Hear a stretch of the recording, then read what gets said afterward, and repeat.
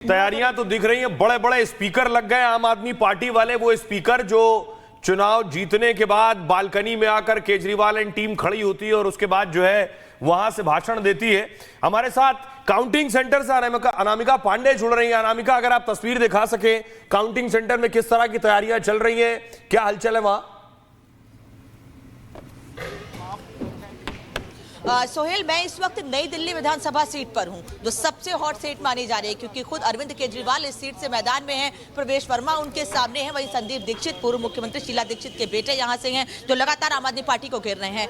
यहां प्रत्याशी थोड़ी देर में तो पहुंचेंगे ही, उनके समर्थक पहुंचेंगे, लेकिन अभी देखिए तेजेंद्र पाल सिंह बग्गा इस वक्त यहाँ पर है। मैं उनसे बात करने की कोशिश करूंगी थोड़ी देर में, लेकिन तस्वीर दिखा दीजिए कि तैयारियां किस तरह से यहाँ पर हैं। बहुत बड़ी संख्या में फोर्स तैनात की गई है। नई दिल्ली विधानसभा सीट एक ऐसी सीट है जहां पर वोटिंग परसेंटेज को लेकर भी कई सवाल उठे कि आखिर इस बार 5 फरवरी को जो वोटिंग हुई है उसमें पूरे दिल्ली में एक तरफ वोटिंग कम हुई है, वहीं नई दिल्ली विधानसभा सीट पर भी वोटिंग परसेंटेज वैसा निकलकर सामने नहीं आया है जैसी उम्मीद की जा रही थी। तो इसीलिए सबकी नजरें यहां पर हैं, तमाम अधिकारी भी यहां पर मौजूद हैं, पुलिस फोर्स मौजूद है और सबकी नजरें इसी पर है कि बस थोड़ी देर का वक्त और काउंटिंग शुरू हो जाएगी। 8 बजे काउंटिंग शुरू होगी। बग्गा साहब इस वक्त मेरे साथ है, मैं उनसे बात करती हूँ। बग्गा साहब एक सब क्या देख रहे हैं यहाँ नई दिल्ली विधानसभा सीट को? देखिए पूरे दिल्ली देखिए, भारतीय जनता पार्टी सरकार बनाने जा रही है। निश्चित रूप से सरकार बनेगी। अरविंद केजरीवाल खुद चुनाव हारने वाले हैं, मनीष सिसोदिया चुनाव हारने वाले हैं और आतिशी मारलेना भी चुनाव हारने वाले हैं। सीटें आने वाली हैं बीजेपी 50 से ज्यादा नहीं, लेकिन एग्जिट पोल तो ऐसा नहीं दिखा रहे हैं। आप देखिए, आपका इंतजार कीजिए, 50 से ज्यादा सीटें आएंगी। अच्छा, आपके हिसाब से दिल्ली में कौन से ऐसे मुद्दे रहे सबसे ज्यादा छाए रहे? आप लोगों ने तो घोटाला, भ्रष्टाचार, दिल्ली के अंदर जो भ्रष्टाचार हुआ, दिल्ली को दुनिया का सबसे ज्यादा प्रदूषित शहर बना दिया। यमुना जी साफ नहीं हुई। तो आप लोगों के बिल आते हैं बड़े। वो जीतेगा। तो जब सट्टा बाजार भी 40-45 दे रहा है तो मैं मानता हूं कि 40-45 तो न्यूनतम सीटें हैं जो इस बार आम आदमी पार्टी की आएगी।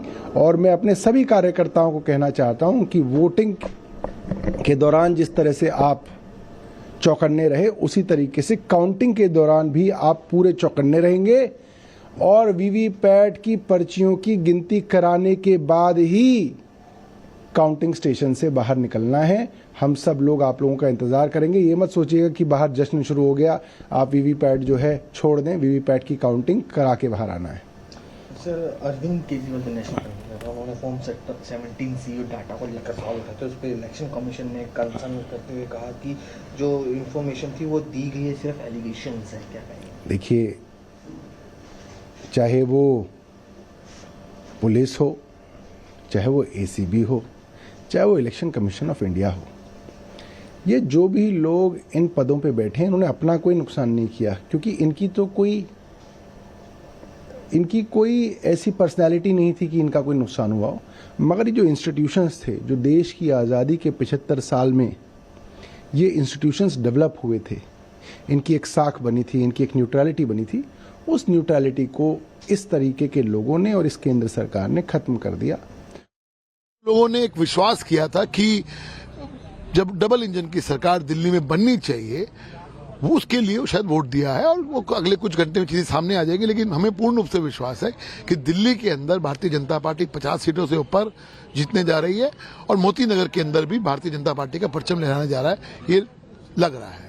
सर, जो आम आदमी पार्टी जो 2-10 साल सत्ता में थी, आपको लगता है जनता उनसे त्रस्त थी और अब उसका जवाब आप देखिए, लोग त्रस्त थे। लोग पूछ रहे थे कि सड़कें क्यों नहीं बनी, लोग पूछ रहे थे पानी साफ क्यों नहीं आ रहा, लोग पूछ रहे थे कि सीवर ओवरफ्लो क्यों है, लोग पूछ रहे थे कि दिल्ली साफ क्यों नहीं हुई, लोग पूछ रहे थे यमुना साफ क्यों नहीं है, लोग पूछ रहे थे पॉल्यूशन क्यों है। ये सब तमाम चीजों का जवाब देने की बजाय अरविंद केजरीवाल और उनका पूरा गैंग इधर उधर की बातें कर रहा था, आरोप प्रत्यारोप की बातें कर रहा था, कभी ईवीएम पे दोष दे रहा था, कभी दिल्ली पुलिस पे दोष दे रहा था, कभी किसी पे दोष दे रहा था। इसलिए मुद्दों से भटकाने की जो एक कोशिश थी वो नाकाम रही है।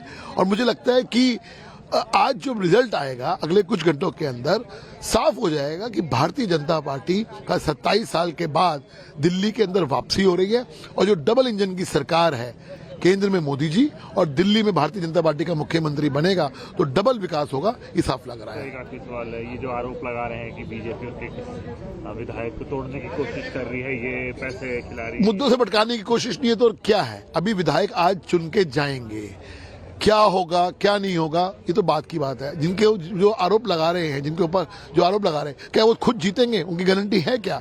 सवाल ये है। और 16 के आरोप तो हरियाणा और महाराष्ट्र के बाद कॉन्फिडेंस बढ़ा हुआ है और एग्जिट पोल्स ने उसे और ज्यादा बढ़ा दिया है। दिल्ली में बीजेपी ये उम्मीद कर रही है कि वो सत्ता में आ रही है। एक बार कोमल के पास जाएंगे। कोमल, मुझे बताया जा रहा है कि आप प्रवेश वर्मा के आवास पर हैं और प्रवेश वर्मा, अभी आपने सुना कि थोड़ी देर पहले तेजिंदर बग्गा कह रहे थे कि सारी हाई प्रोफाइल सीट्स हार रही है आम आदमी पार्टी, और अगर ऐसा होता है तो प्रवेश वर्मा जायंट किलर की तरह सामने आ सकते हैं। बिल्कुल, देखिए दिल्ली के दिल में क्या है इसकी तस्वीर कुछ ही घंटों में साफ हो जाएगी। लेकिन प्रवेश वर्मा की बात करें, चूंकि देखिए मैं उनके आवास के बाहर हूं, तो नई दिल्ली सीट में प्रवेश वर्मा का प्रवेश हो पाएगा या नहीं, देखिए इसकी तस्वीर भी थोड़ी देर में ही साफ हो जाएगी। लेकिन बात अगर यहाँ के दंगल की करें तो यहाँ का दंगल जो है काफी रोमांचक देखने को मिल रहा था। कई ऐसे मुद्दे थे उसे लेकर के प्रवेश वर्मा जो है काफी ज्यादा मुखर नजर आ रहे थे। चाहे वो यमुना की सफाई की बात हो जाए, कुछ दिन पहले वो यमुना पहुंचते हैं, कटआउट लेकर के पहुंचते हैं यमुना नदी अरविंद केजरीवाल का, उन्हें डुबकी लगाते हैं, उन्हें उनके वादों को याद दिलवाते हैं जो उन्होंने पहले किया था कि 2025 तक यमुना की सफाई कर लेंगे। इसके साथ ही साथ देखिए तमाम मुद्दे थे। अगर हम बात करें वोटिंग वाले दिन की, तो वोटिंग वाले दिन भी देखिए किस तरह से वो सबसे पहले जो है आईटीओ के यमुना घाट पहुंचते हैं, वहां पे हवन पूजन करते हैं। साफ तौर पर एक संकेत देने की कोशिश होती है उनकी तरफ से कि अगर दिल्ली में भाजपा की सरकार बनती है तो सबसे पहला काम जो है वो यमुना की सफाई का होगा, प्रदूषण मुक्त दिल्ली बनाना होगा। लेकिन देखिए किस्मत जो है, अब देखिए 699 उम्मीदवारों के किस्मत का फैसला जो है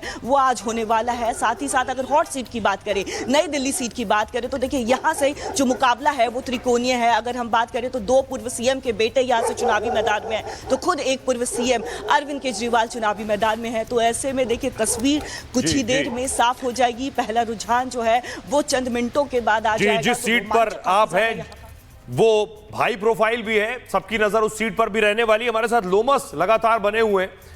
लोमस मौजूद है दिल्ली बीजेपी ऑफिस पर। लोमस, अगर मेरी आवाज मिल रही हो आपको, आप विंडो में नजर नहीं आ रहे। लोमस, क्या सुन पा रहे हैं आप मुझे?